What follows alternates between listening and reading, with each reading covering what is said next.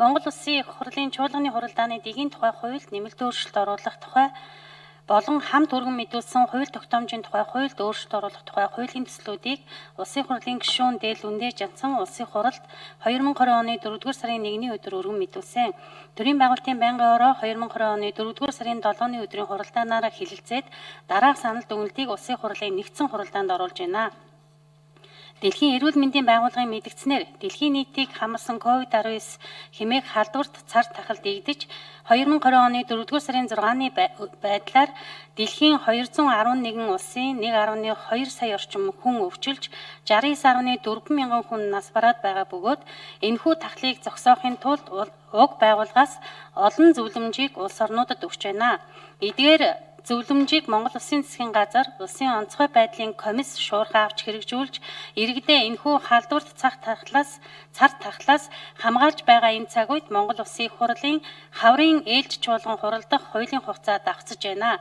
Иймд энэхүү онцгой нөхцөл байдалтай холбогдсон шийдвэрлэл зохиох зарим зайлшгүй асуудлыг улсын хурал яаралтай хэлэлцэн баталж гаргах шаардлагатай байгаа бөгөөд ингэхдээ дэлхийн эрүүл мэндийн байгууллагаас гаргасан зөвлөмж шийдвэрүүдийг мөрдөж онц байдал, дайн бүхий болон дайны байдал, олон улсын хөл хориод өвчин гарсан онцгой нөхцөлд улсын хурлын чуулганы нэгдсэн болон байнгын дэд төр хорооны хуралдааныг цахим хурлын програм ашиглан зохион байгуулж асуудлыг хэлэлцэж болох зохицуултыг хуульчлахаар уг хуулийн төслийг боловсруулжээ.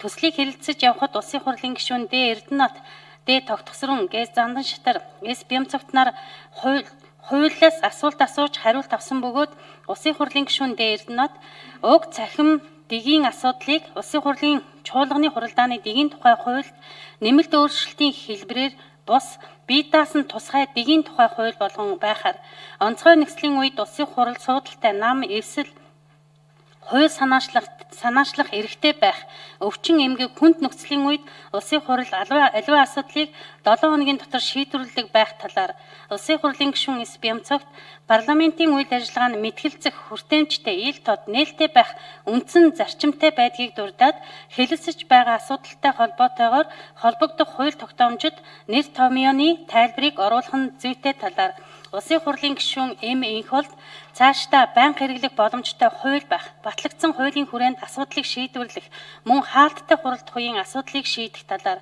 улсын хурлын гишүүн Н. Инхолд асуулт асуух, үг хэлэх, цагийн хязгаарын асуудал, санал хураалтын програм, техникийн бэлтгэл байдал, дүрс бичлэг доголдох үед тухайн гишүүн өөрийгөө мөн эсхийг таниулах давхцахгүй нууц өгтэй байх эсэх асуудлыг анхаарах талаар улсын хурлын гишүүн Г. Зандан Шатар хүнд нөхцөл үүссэн үед нэг удаагийн хэрэглэх хуулийг баталж болох эсэх асуудлыг анхаарах талаар тус саналаа илэрхийлсэн болно. Тус байнгын хорооны хуралдаанд оролцсон гишүүдийн олонх нь төслийг улсын хурлын чуулганы нэгдсэн хуралдаанаар хэлэлцүүлэх нь зүйтэй гэж үзлээ. Улсын хурлын эрхэм гишүүдээ Монгол Улсын их хурлын чуулганы хуралдааны дэгийн тухай хуульд нэмэлт оруулах тухай болон хамт өргөн мэдүүлсэн хууль тогтоомжийн тухай хуульд өөрчлөлт оруулах тухай хуулийн төслүүдийн хэлэлцэх хэсэг талаарх төрийн байгуулалтын байнгын орооны санал төгөлдийг хэлэлцэн шийдвэрлэж өгөхийг та бүхнээс хүсье. Анхаарал тавьсанд баярлалаа. За, Намтрын Амар Зээг гишүүнд баярлалаа. Амар Зээг гишүүнд баярлалаа.